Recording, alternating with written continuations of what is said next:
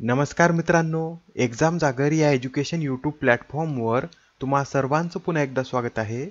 मित्रांनो, या आधीच्या सत्रामध्ये तुमच्यासाठीचा प्रश्न होता 2023 साठीचा व्यास सन्मान कोणाला जाहीर झाला आहे. या प्रश्नाचं योग्य उत्तर आहे पर्याय क्रमांक 4 म्हणजेच पुष्पा भारती यांना 2023 साठीचा 33वा व्यास सन्मान जाहीर झालेला आहे. बरं, त्यांच्या कोणत्या पुस्तकासाठी त्यांना हा पुरस्कार देण्यात येत आहे? तर यादे यादे और यादे या 2016 मध्ये प्रकाशित पुस्तकासाठी त्यांना हा पुरस्कार जाहीर झालेला आहे. तसेच मित्रांनो, हा जो व्यास सन्मान आहे हा 1991 पासून के बिर्ला फाउंडेशन द्वारे देण्यात येतो व हा पुरस्कार एका भारतीय नागरिकाने लिहिलेल्या आणि गेल्या 10 वर्षात प्रकाशित झालेल्या हिंदी साहित्यातील एका उत्कृष्ट कलाकृतीलाच देण्यात येतो. कोणत्या भाषेतील? तर हिंदी भाषेतील पुस्तकासाठीच हा पुरस्कार देण्यात येतो व यामध्ये पुरस्कार स्वरूप 4 लाख रुपये देण्यात येतात. 2022 मध्ये हा पुरस्कार ज्ञान चतुर्वेदी यांना त्यांच्या पागलखाना या पुस्तकासाठी देण्यात आला होता. आजच्या सत्राचा पहिला प्रश्न पहा. जगातील सर्वात मोठे डायमंड एक्सचेंज ऑफिस कॉम्प्लेक्स कोठे स्थापन करण्यात आले आहे?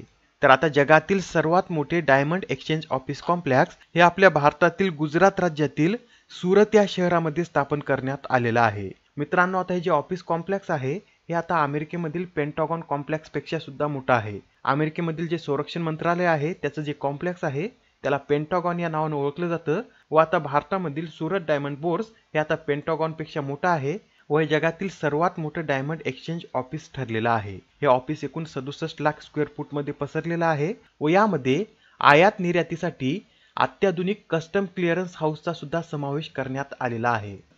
इथे सुरत या शहराचा उल्लेख आलेला आहे, तर याविषयी अजून एक पॉईंट नोट करून घ्या.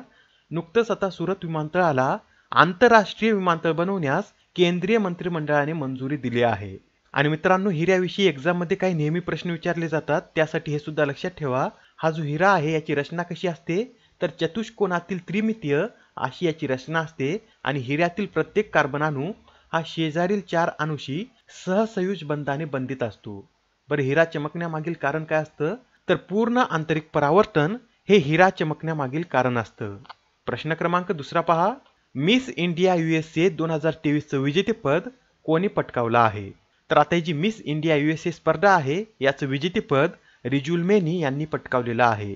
रिजुल्मेनी या भारतीय वंशाच्या अमेरिकन वैद्यकीय विद्यार्थिनी असून त्यांनी या स्पर्धेचं विजेतेपद पटकावलेलं आहे.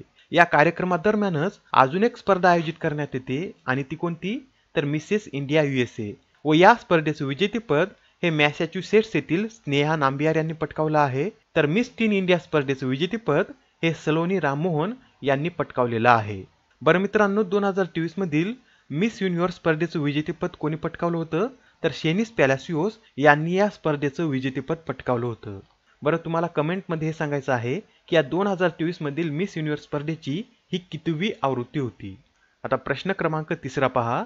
कोणत्या देशाने भारतीय नागरिकांना व्हिसा फ्री प्रवेश देण्याची घोषणा केली आहे?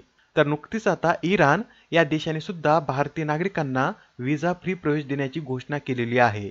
याआधी थायलंड, श्रीलंकेने सुद्धा भारतीय नागरिकांना व्हिसा फ्री प्रवेश देण्याची घोषणा केली आहे व आता इराण या देशाने सुद्धा भारतीय नागरिकांसह 33 देशातील पर्यटकांना व्हिसा फ्री प्रवेश देण्याची घोषणा केलेली आहे. इतर देशांमध्ये Russia, Saudi Arabia, Qatar, Japan आणि संयुक्त अरब अमिरात या देशांचाही समावेश आहे. प्रश्न क्रमांक चौथा. यंदाच्या मायक्रोबायोलॉजीसाठीच्या डोरोथी जोन्स पारितोषिकासाठी कोणाची निवड करण्यात आली आहे? हा जो डोरोथी जोन्स पुरस्कार आहे हा मायक्रोबायोलॉजीमध्ये कार्य करणाऱ्या वैज्ञानिकांना दिला जातो व यंदाच्या या पुरस्कारासाठी भारतवंशीय ऑस्ट्रेलियन नागरिक ब्रजेश सिंग यांची निवड करण्यात आली आहे. बरं, हा जो पुरस्कार आहे हा कोणाला देण्यात येतो? तर ज्या शास्त्रज्ञांनी पृथ्वीवरील जीवन, रायझोस्पियर आणि मृदा सूक्ष्मजीव किंवा आपल्या जागतिक परिस्थितीच्या संवर्धनासाठी महत्त्वपूर्ण योगदान दिले आहे अशा शास्त्रज्ञांना हा पुरस्कार देण्यात येतो. आणि या ज्या डोरोथी जोन्स आहेत त्या कोण होत्या? तर 1989 ते 1991 पर्यंत त्या अप्लाइड मायक्रोबायोलॉजी इंटरनॅशनलच्या अध्यक्ष म्हणून कार्यरत होत्या व या सोसायटीच्या अध्यक्षा बनणाऱ्या त्या तिसऱ्याच महिला असून त्यांच्या नावाने हा पुरस्कार देण्यात येतो. बरं मित्रांनो, याआधी सुद्धा काही महत्त्वपूर्ण पुरस्कार देण्यात आले आहेत, ते सुद्धा एकदा आपण रिवाइज करून घेऊया. तर पहा, इंटरनॅशनल अँटी करप्शन चॅम्पियन या पुरस्काराने निखिल डे यांना सन्मानित करण्यात आला आहे. 2023 साठीचे कर्मवीर चक्र पदक हेमचंद्रन रविकुमार यांना देण्यात आला आहे. आशियातील सर्वोत्तम युवा खेळाडू हा पुरस्कार शीतल देवी यांना देण्यात आला आहे. तर फ्रान्सच्या सर्वोच्च नागरी पुरस्कार लिजन ऑफ द ऑनरने VR ललितांबिका यांना सन्मानित करण्यात आला असून knight of the order of arts and लेटर्सने आर्शिया सत्तार यांना सन्मानित करण्यात आलेला आहे. युनिचर नॅन्सेन रेफ्युजी पुरस्कार अब्दुल्लाही मायर, JCB पुरस्कार फायरबर्ड साठी पेरुमल मुरुगन यांना देण्यात आला आहे. 2023 साठीचा बुकर पुरस्कार प्रोपेट सॉन्ग साठी पॉल लिंच यांना देण्यात आला आहे. रोहिणी नायर पुरस्कार दीनानाथ राजपूत, तर महाराष्ट्र सरकारद्वारे लता मंगेशकर पुरस्कारासाठी सुरेश वाडकर यांची निवड करण्यात आली आहे. प्रश्न क्रमांक 5 पहा. श्रीलंकेतील भारताचे पुढील उच्चायुक्त म्हणून कोणाची नियुक्ती करण्यात आली? तर आता श्रीलंकेतील भारताचे पुढील उच्चायुक्त म्हणून संतोष झा यांची नियुक्ती करण्यात आलेली आहे. त्यांच्या आधी या पदावर गोपाल बागले कार्यरत होते, पण त्यांच्या निवृत्तीनंतर आता संतोष झा यांची या पदावर नियुक्ती करण्यात आलेली आहे. संतोष झा हे 1993च्या बॅचचे भारतीय परराष्ट्र सेवेचे अधिकारी असून ते सध्या बेल्जियम, लक्झेंबर्ग आणि युरोपियन युनियनमध्ये भारताचे राजदूत म्हणून कार्यरत आहेत. बरं मित्रांनो, आता उच्चायुक्त आणि राजदूत मध्ये काय फरक आहे? तर या दोन्ही पदाची जबाबदारी समानच असते. फक्त राष्ट्रकुलचे प्रतिनिधी असलेल्या देशामध्ये ज्यावेळेस भारताच्या प्रतिनिधीची नियुक्ती केली जाते त्यावेळेस त्याला उच्चायुक्त म्हटलं जातं, आणि राष्ट्रकुल मंडळाच्या व्यतिरिक्त ज्या देशामध्ये भारतीय प्रतिनिधीची नियुक्ती केली जाते त्यावेळेस त्याला राजदूत असं म्हटलं जातं. इतका हा छोटा फरक आहे, हा फरक लक्षात ठेवा. आणि आता हा प्रश्न पहा, यात काय विचारला आहे? तर ओला कंपनीद्वारे लॉन्च करण्यात आलेल्या भारतातील पहिल्या AI मॉडेलचे नाव काय आहे? मित्रांनो, ओला या कंपनीने भारतातील पहिलं AI मॉडेल लॉन्च केलं आहे व त्या AI मॉडेलला कृत्रिम असं नाव देण्यात आलेलं आहे. हे जे कृत्रिम AI मॉडेल आहे हे 15 डिसेंबर रोजी ओला कॅब्स आणि इलेक्ट्रिकचे संस्थापक भाविश अग्रवाल यांनी लॉन्च केला असून हे 22 भारतीय भाषा समजू शकते आणि सध्या हिंदी, तेलुगू, मराठी अशा 10 भाषांमध्ये मजकूर सुद्धा तयार करू शकतं. लक्षात ठेवा, भारतातील पहिलं AI मॉडेल हे ओला या कंपनीद्वारे लॉन्च करण्यात आलं असून त्याला कृत्रिम असं नाव देण्यात आलं आहे. प्रश्न क्रमांक 7. अलीकडेच पार पडलेल्या विजय हजारे ट्रॉफीचं विजेतेपद कोणी पटकावलं आहे? तर आता ही जी 2023-24 हंगामासाठीची जी विजय हजारे ट्रॉफी आहे या स्पर्धेचं विजेतेपद हरियाणानं पटकावलेलं आहे. हरियाणाने अंतिम सामन्यात राजस्थानला हरवून प्रथमच या स्पर्धेचं विजेतेपद पटकावलं आहे.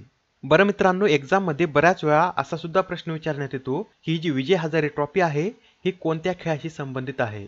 तर विजय हजारे ट्रॉफी ही क्रिकेट या खेळाशी संबंधित आहे. नेक्स्ट क्वेश्चन पहा. जपान, इटली आणि रिकामी जागा या देशांनी मिळून अत्याधुनिक लढाऊ विमानांच्या निर्मितीसाठी संयुक्त संघटना स्थापन करण्याचा करार केला आहे. मित्रांनो, हा करार 3 देशांनी मिळून केलेला आहे. यापैकी तिसऱ्या देशाचं नाव आपल्याला ओळखायचं आहे. तर यामध्ये जपान, इटली आणि ब्रिटन या देशांनी मिळून अत्याधुनिक लढाऊ विमानांच्या निर्मितीसाठी संयुक्त संघटना स्थापन करण्याचा करार केलेला आहे. चीनच्या वाढत्या प्रभावाला शह देण्यासाठी हे 3 देश एकत्र आले आहेत आणि या देशांद्वारे GIGO म्हणजे GCAP इंटरनॅशनल गव्हर्नमेंट ऑर्गनायझेशन या ऑर्गनायझेशनची निर्मिती करण्यात येणार आहे व या ऑर्गनायझेशनचं मुख्यालय कुठे असेल? तर ब्रिटनमध्ये याचं मुख्यालय असेल. तर या उपक्रमाचं नेतृत्व जपान करणार आहे. आता हा प्रश्न पहा, यात काय विचारला आहे? तर UKच्या टॉप 50 आशियाई सेलिब्रिटीच्या यादीत अव्वल स्थान कोणी पटकावलं आहे? या प्रश्नाचं योग्य उत्तर आहे पर्याय क्रमांक 4 म्हणजेच टॉप 50 आशियाई सेलिब्रिटीच्या यादीत शाहरुख खान यांनी प्रथम स्थान पटकावलेलं आहे. त्यांच्यानंतर दुसऱ्या क्रमांकावर आलिया भट्ट, तर तिसऱ्या क्रमांकावर प्रियंका चोप्रा आहेत आणि अमिताभ बच्चन यांनी यामध्ये 35वा क्रमांक पटकावला आहे. आजच्या सत्रामधील शेवटचा प्रश्न पहा. दरवर्षी अल्पसंख्याक हक्क दिन कधी साजरा केला जातो? तर आता हा जो अल्पसंख्याक हक्क दिन आहे हा दरवर्षी 18 डिसेंबर रोजी साजरा केला जातो. मित्रांनो, अल्पसंख्याकांविषयी हे सुद्धा लक्षात ठेवा. भारताच्या एकूण लोकसंख्येपैकी 19% लोक हे अल्पसंख्याक आहेत. भारतामध्ये 1992 मध्ये अल्पसंख्याक आयोग स्थापन करण्यात आला होता व 2006 मध्ये अल्पसंख्याक मंत्रालयाची सुद्धा निर्मिती करण्यात आली आहे. आजच्या सत्रातील तुमच्यासाठीचा प्रश्न पहा. सौर ऊर्जेवरील देशातील पहिले अल्ट्रा फास्ट चार्जिंग स्टेशन कोणत्या शहरात सुरू करण्यात आले? आता या प्रश्नाचं उत्तर कमेंट मध्ये देण्याचा प्रयत्न करा. उत्तर चुकलं तरी काय हरकत नाही, कारण ज्यावेळेस तुम्हाला या प्रश्नाचं योग्य उत्तर माहित होतं त्यावेळेस हा प्रश्न तुमच्या दीर्घकाळापर्यंत लक्षात राहतो. तर आता पुढच्या सत्रामध्ये पुन्हा भेटूया. धन्यवाद.